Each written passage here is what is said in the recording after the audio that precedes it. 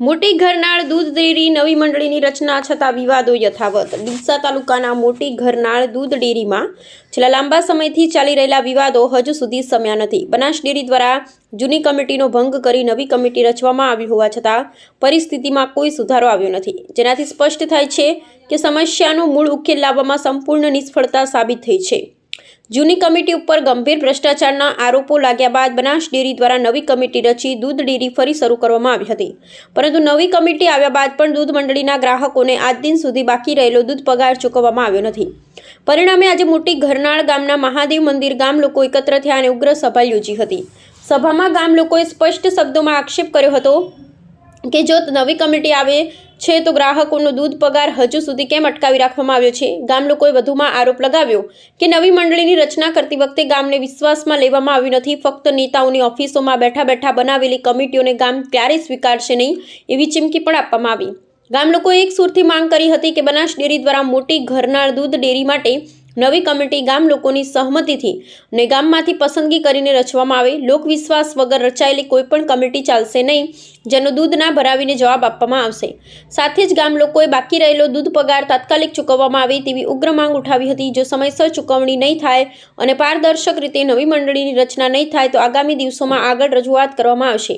હવે જોવાનું રહ્યું કે બનાસ ડેરી ગામ લોકોની ન્યાયસંગત માંગોને ગંભીરતાથી લે છે કે પછી મોટી ઘરનાળ દૂધ ડેરીના વિવાદોને વધુ યથાવત રહે છે। વધુમાં પૂર્વ મંત્રી શ્રી બાબુભાઈએ જણાવ્યું હતું કે જ્યારે અમે ડેરી ચલાવતા હતા ત્યારે 9 થી 10 હજાર લીટર દૂધ આવતું હતું અને અત્યારે માત્ર 400 થી 1200 લીટર દૂધ આવી રહ્યું છે, જેના નોંધ લેવામાં આવે અને અનુમાન લગાવવામાં આવે કે નવી રચાયેલી મંડળીથી ગામ લોકો કેટલા સહેમત છે। અહેવાલ વજીરામભાઈ જોશી ભીલડી। ઓકે, હવે મારું નામ છે બાબુભાઈ ગોવાભાઈ ભટિયાર અને આ ગામનો મંત્રીશ્રી અને આગળના મેં 27 વર્ષ સેવા આપી હતી ટેસ્ટર તરીકે અને ગામની પસંદગી મારા કામના કામગીરીના પસંદગીથી ગામે મને સંમત 14/4/2021ના દિવસે મને સારથ સોંપવામાં આવ્યું અને મંત્રીપદે બેહારવામાં આવ્યું। પછી ધીમે ધીમે આખા ગામની અંદર દૂધ આવવા લાગ્યું, પુરવઠો વધવા લાગ્યો। તો 12 મહિનાથી 6 મહિનાના ગાળાની અંદર 9 થી 10 હજાર લીટર દૂધનો પુરવઠો ગામ રાજી થઈને મળ્યું। પછી વહીવટમાં 17 કરોડથી 21 કરોડનો 12 મહિનાનો હવે ટોન થાય છે, મારા સર્વેએ બોલે છે। ભાવ ફેર મોટા પ્રમાણમાં આપવામાં આવ્યો છે, 29%, 30% હર સાલની અંદર। મંડળીના મોટા પ્રમાણમાં ગામ વચ્ચોવચ્ચ ઊભી છે, ગામની સંસ્થા છે અને ખર્ચો કરીને સંસ્થા એકદમ સારી બનાવેલી છે। સારો વહીવટ હતો, સારું બધું હતું। એમ થતાં આ લોકો મારી પાછળ પડી જતા। એટલે 3 લોકો હતા, જેઠાનાથા ભોભળિયા, સાગર ગમન પરમાર અને ઈશ્વર રાણા પરમાર। આ લોકો ખોટા અને સાચું કરતાં એમને ખોટા આરોપો મૂકવામાં આવ્યા। ખોટી અમારા ઉપર ફરિયાદો દાખલ કરવામાં આવી, ખોટા અમારા ઉપર કેસ કરવામાં આવ્યા। એમ કરીને 18/11/2025ના દિવસે મંડળી બંધ કરાઈ, દૂધ ભરાતી। અમારું આગળનું પેમેન્ટ 2 હતી એ પણ લોક થઈ છે।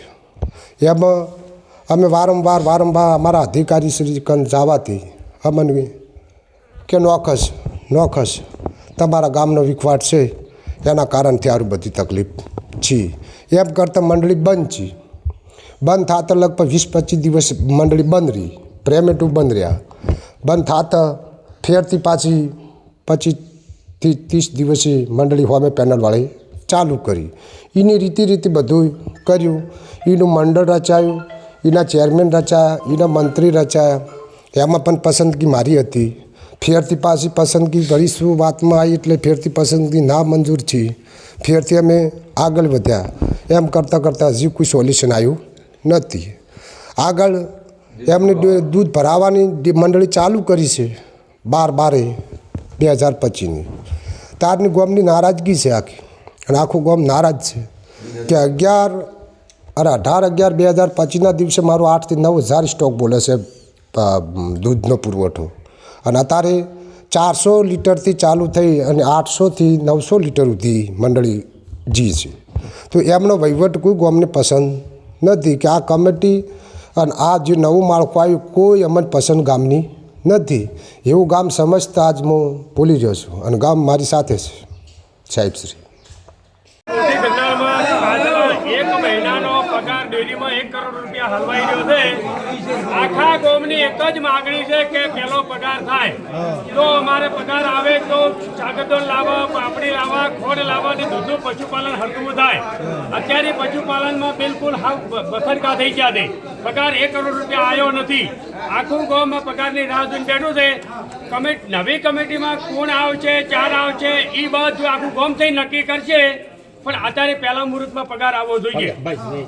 આખા ગામને દરખાસ્ત છે ફક્ત બરોબર 18 તારીખની હોદ્દા ડેરી બંધ થઈ, બરોબર છે. 18 તારીખ પછીથી કહેવાનો મતલબ કે પગાર રોકાઈ ગયેલો પડ્યો છે. હાલની તારીખમાં મારો કહેવાનો મતલબ આખા ગામનો 80 લાખ રૂપિયા પગાર છે, બરોબર છે. એમાં થોડા ઘણી દોડની કપાત બાકી હશે કે નહીં હોય એ તો ચેરમેન મંત્રીની ખબર. પછી એની પછી ગામની ડેરી ચાલુ છે, ગામના માણસોને કોઈને ખબર નથી કે કેવી રીતે ડેરી ચાલુ છે કે કેવી રીતે નથી છે. ગામનો પગાર હજી સુધી રોડાઈ રહ્યો. ગામે એવો સવાલ કર્યો કે પહેલો પગારનો નિર્ણય લાવો ને પછી ડેરી ચાલુ કરો. તો એને તાત્કાલિક કહેવાનો મતલબ કે ડેરી ચાલુ કરી હજી સુધી કોઈ ચૂકાતો પગારનો નથી આવ્યો, બરોબર છે. મારી દરખાસ્ત છે કે શંકરભાઈ ચૌધરીથી ગમે એવા નેતાના ચેક લાજાવ કે ગમે એ લાજાવ, અને નેતાઓને પણ હું 2 હાથ જોડીને કહું છું કે જનતાને દુઃખી કરવાની કોશિશ મત કરો, બરોબર છે. જે કરનાલ ડેરીનો પ્રશ્ન છે એ કરનાલનું ગામ વખતી આઈ અને ગામ વચ્ચે જાહેરમાં થશે, બરોબર. આગળ બાર થશે નહીં. એટલું હું વિનંતી કરું છું શંકરભાઈ ચૌધરી, ગોવાભાઈ પણ બધાને કે આખું ગામ દુઃખી થઈ રહ્યું છે. બધા આખા ગામના તમે નેહાકા લેશો એટલું નક્કી રાખજો, બરોબર.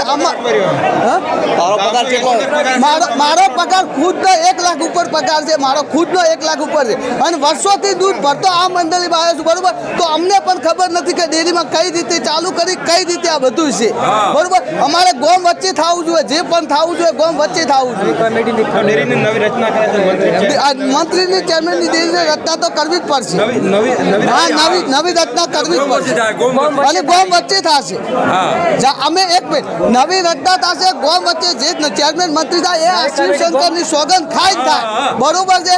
જે નવો ચેરમેન મંત્રી થાય ગામ વચ્ચે એ આ ભોળેનાથની સોગંદ ખાઈ નવો મંત્રી ચેરમેન મંત્રી થવો જોઈએ. એટલે અમારા ગરીબોનો પૈસો જાય નહીં, અમારા ગરીબોનો પૈસો જાય નહીં. પહેલા મોટી ગન્નર ગામની ડેરીમાં ડેરી બંધ થઈ ગઈ, મંત્રીની નવી રચના કરાઈ હતી કે કઈ રીતે રચના કરાઈ એ અમને કોઈને ખબર નથી કઈ રીતની રચના કરી કે કઈ રીતનું શું કર્યું, અમને કોઈ ગામવાળાને ખબર નથી. હાલ ડેરી બંધ થઈ જોઈએ, નકે ન ચાલે, બંધ ન થાય તો ગોમ રોવેરું છે.